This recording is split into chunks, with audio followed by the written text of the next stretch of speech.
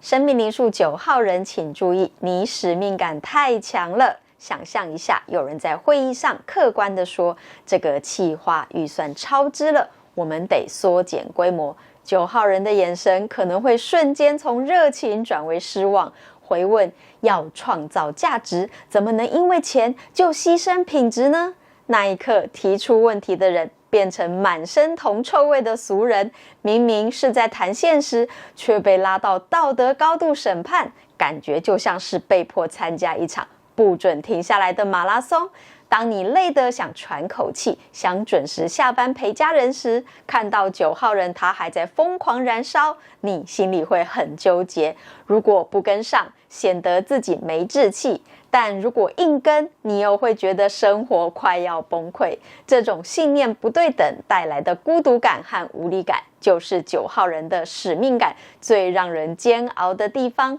不管你是9号人，或是被9号人纠结到的人，今天的节目就是来帮忙你的，一定要看完哟。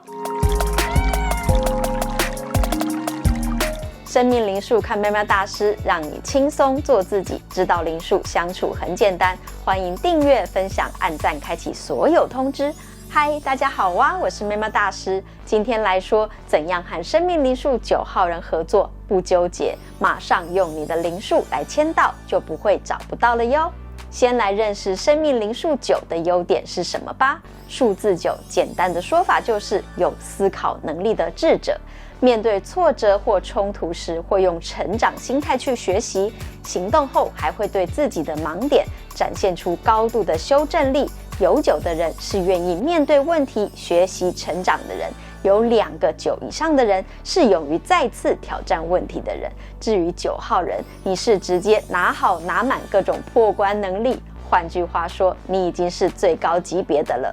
拥有成长心态是9号人的特色，正因为这样，9号人时常会把失败视为数据，甚至会自问自答，或是带着大家一起讨论，像是我们还能怎么做来优化自己和伙伴。这种行动模式会让9号人在应对复杂问题时，展现出比一般人更强的韧性和进化速度。因此，9号人和数字9很多的人看起来很像开了外挂，能快速的学习和成长，有时不只是自己跨越，甚至会带着大家一起进步哦。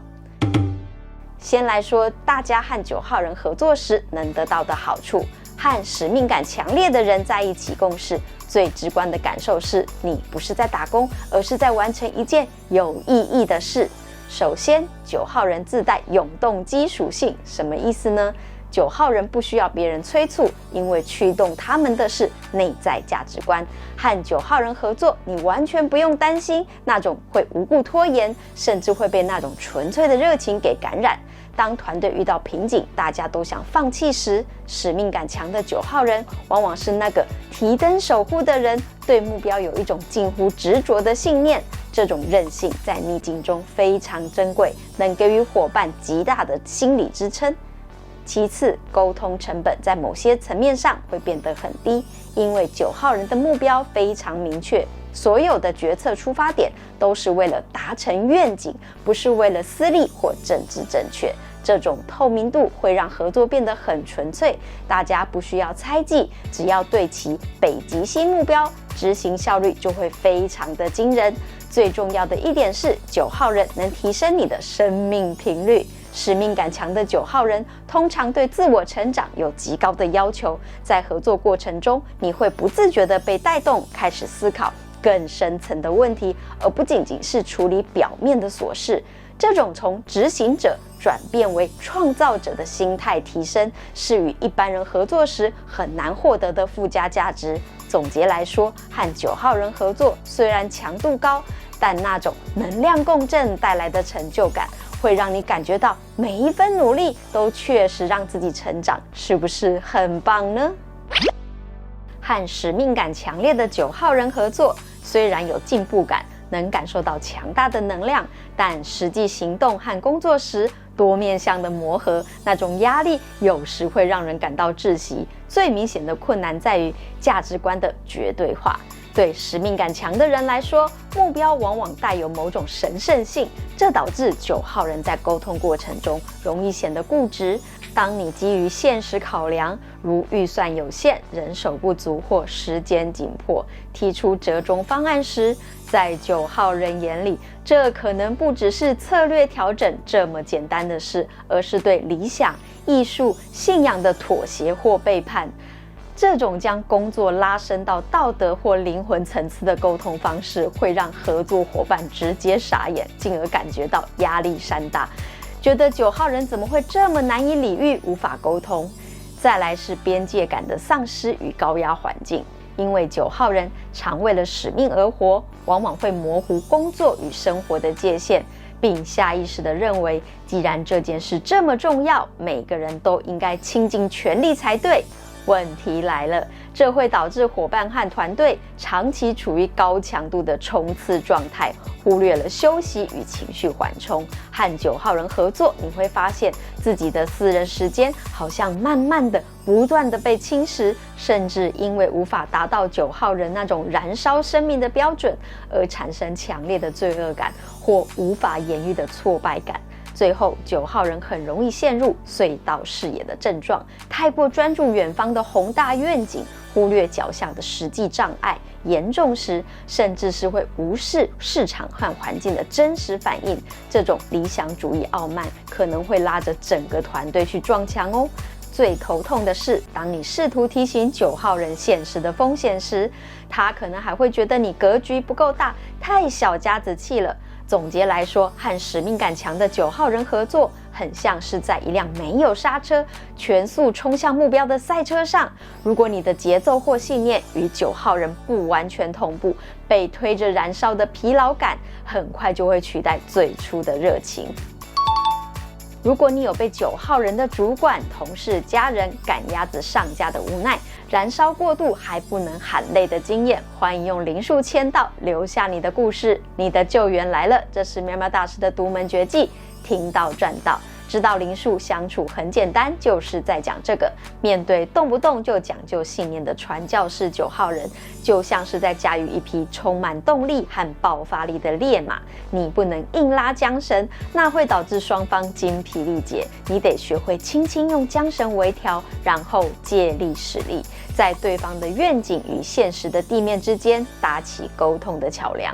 最有效的方法是用他的逻辑来打败他的执着。当你们意见分歧时，不要直接说这很难或我不想做，请改成这样说：我非常认同你的目标，但为了让这个理想走得更远更稳，我们现在需要调整一下节奏。这个目的是把现实的阻碍包装成为了保护使命的必要手段。例如，最难妥协的缩减预算，不是因为小气，而是为了保留实力打长期战。只要他觉得你是在守护愿景，他的防御心就会降低，变得好沟通。接下来要学会建立清晰的边界与标准。使命感强的人容易燃烧过度，你必须在合作初期就明确界定哪些是核心理念，哪些是执行细节。细节是可以讨论、可以外包，甚至可以简化的。同时，你要勇敢地拉出情绪边界，明确传达我认同这件事的价值，但我需要固定的休息来维持产出的品质。清楚地告诉9号人，这不是在偷懒，而是在展现专业的续航力。最后，请尝试引入客观的第三方数据。9号人其实容易陷入感性的狂热，这时你需要用冷冰冰的数据或市场反应来当作清醒剂。当冲突发生时，不要变成2个人的价值观对撞，而是把问题丢给数据说，我们一起来看看目前的数据现况，怎样调整好让理想精准落地。总结来说，对付燃烧灵魂的9号人伙伴，你不需要跟着燃烧，而是要当稳定供氧的人。透过对齐大方向，守住小边界，用理性引导感性，你就能在自己不被灼伤的安全前提下，借用对方的光芒，一起达成目标。记得这一点，你和9号人的合作就会有好的开始哟。前面说了这么多，感觉好像都是9号人的问题，当然不是，这是喵喵大师的独门绝技，听道赚道。身为拥有信念还以身作则传教的9号人，你自我提升的重点并不在于增加动力，而在于优化能量的配置。你的火已经够旺了，现在要学的是如何不把自己烧成灰哦，还能照亮更远的路，让大家能慢慢的跟上来。首先，最核心的是要学会与现实和解，而非妥协。使命感强的9号人常觉得世界不完美是种罪恶，自己必须做点什么。但真正的强大是接受不完美。9号人要练习把理想与手段拆开，理想可以高挂在天上，但脚下的路必须踩在地上。这意味9号人要学会接受资源有限、时间不够、伙伴会累这些现实。当你能心平气和地面对挫折，而不是把接受问题看成是对理想的背叛，你的心境会变得更开阔，决策也才会变得更理性哦。接下来9号人要修炼向内观察的觉察力。你很容易为目标冲过头，忽略了身体和情绪的警讯。方式是强迫自己断电，练习在忙碌中留白。这不是在偷懒，而是为了观察你自己的真实状态。我现在的执着是因为事情真的这么重要，还是我陷入了只有我能救火的英雄主义呢？透过冥想与自我对话，看清楚自己的恐惧与盲点，这能让你从被使命驱动进化到驾驭使命哦。最后，难度最高的是包容多样性的领导力。因为每个人对生命的追求不同，9号人的意义不一定是别人的义务。学会欣赏那些追求稳定，甚至是只想好好过日子的人，和你不一样的人。当9号人能理解并尊重不同的驱动力之后，你才能把不同频率的人组合在一起，顺利的合作，而不是把所有人都逼成和你一样的劣势哦。总结来说，你的提升是一场由外向内的修行，要从拼全力去追求达成什么目标，转向追求让自己成为什么样的容器。当你的容器够大，气度够稳，那股强大的使命感才不会变成破坏力，转化为持久且温润的影响力哦。只要你做到了，9号人就是让人敬佩的智慧者，你的存在就是团队的灵魂支柱哦。你很向往对吧？欢迎留言表达你对使命感的看法哟。想知道9号人充满使命感的灵魂动机吗？欢迎加入会员，每月请喵喵大师喝杯饮料，就能看到开启会员以来全部的讯息哟。生命灵数看喵喵大师，你会越来越好命的哟。